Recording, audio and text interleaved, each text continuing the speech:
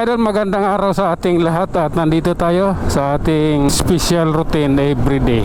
Kailangan na nating umuwi mga idol, kaya tara, kailangan nating bumiyahe pauwi ng bahay. Pero ngayon ang daan natin ay sa Manila. Manila tayo ngayon idol. Kailangan nating magmuni-muni doon. Lalay lang. Oops. Oh my god. Relax lang. Waiting lang tayo sa stoplight idol. Malapit na rin yan.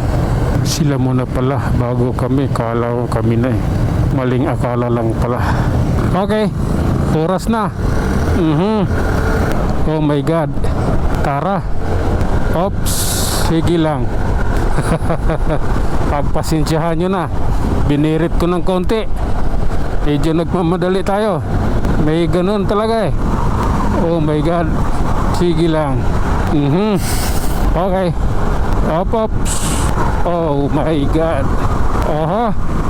Love me with all of your heart talaga ito idol. Wala pa nakahabol sa akin mula nung tumawid ako ng EDSA. Ayun na sila. Nasa likod na. Inaabot ng stoplight. Oops. Tuloy tayo. Oh my god. Okay. Relax lang po. Oh my god. Okay. Tara na. Let's go na ulit. Oh. Ganun talaga ang buhay, parang life.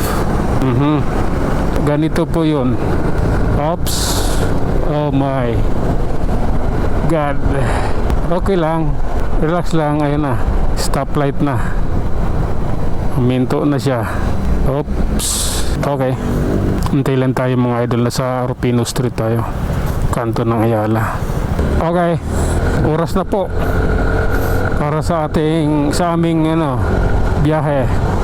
Oops. Sige lang. Tara. Let's go.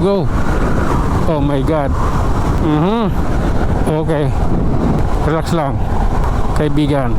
Bakit walang sasakyan dito? Saan yung mga sasakyan? Bakit wala?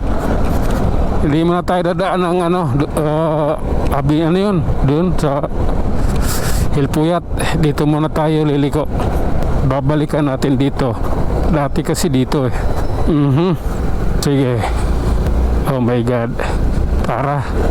Kailangan nating bumiyahe dito. Balikan natin yung mga nakaraan ba. Ala-ala ng nakaraan. Okay po. Oh my god. Sige lang. Oh. Sige na nga. Mag-overtake na ako sa'yo. Okay. Hindi na natin patagalin pa. Anong meron dito? Oops. Okay. Tumawid ako kahit na naka-yellow na. Oops. Sige lang. Oh my god. Oh lala. Sige. Oops.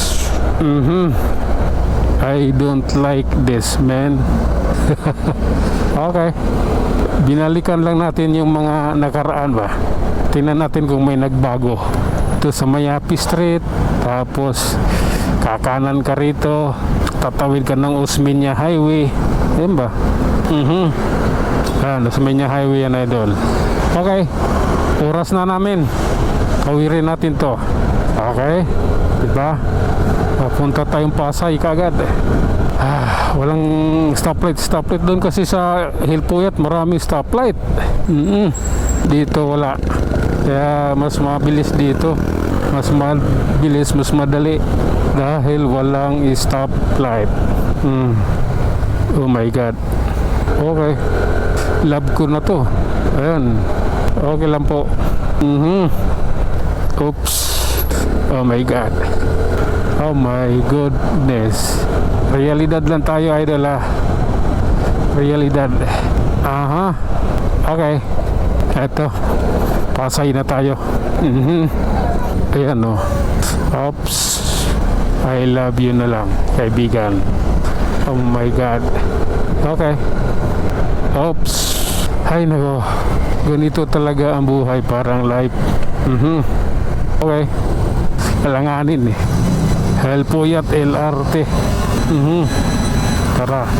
Oras namin. Oops. Pasensya na. Kailangan eh. Okay. Tara. Okay lang. Oops. Okay. Ganito po kasi yan. Oh my God. Okay, may lumabas. Oops. Diretso lang tayo, idol. Natapos din yung problema. Naiwasan yung dapat iwasan. Oh my God. Oh, yeah. Ganito lang naman kami mga idol pag na bumabiyahe. Relax lang. Walang init ng ulo. Pag nabundol ka, natural yun. Dahil marami kayo. Di ka na mabundol pag ikaw lang mag-isa eh. Kunting gas-gas lang yan. Di mo kailangan makipag-away. Yung iba, puta ka. Tatawag ka agad. Punta tayo ng traffic bureau. Puta eh. Pag nandun na sa traffic bureau, mamumroblema. Dahil lahat ng picture, babayaran mo.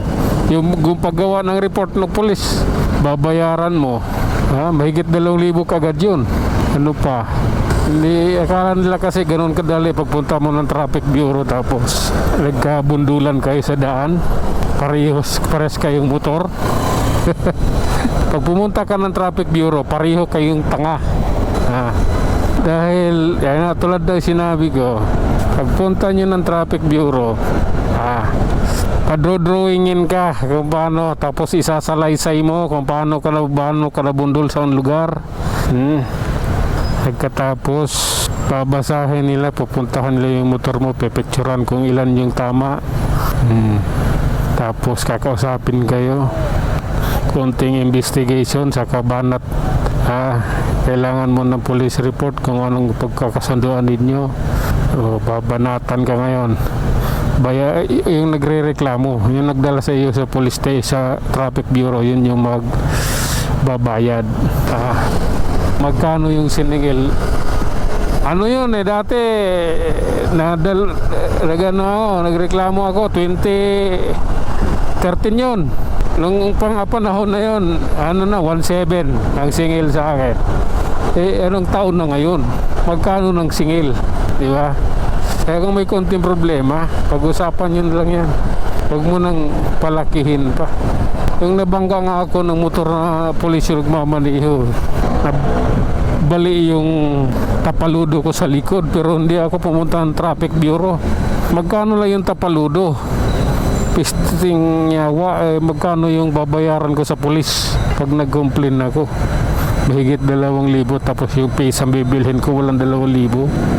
Makakabit na. Di ba nagmukha akong tanga? Ganun lang. Pag kayo may problema, nagkabundulan, pag-usapan ninyo. Okay, tara na. Ay, Quirino Avenue na pala to. Hanggang dito na lang muna tayo mga idol. Hanggang sa muli, maraming salamat.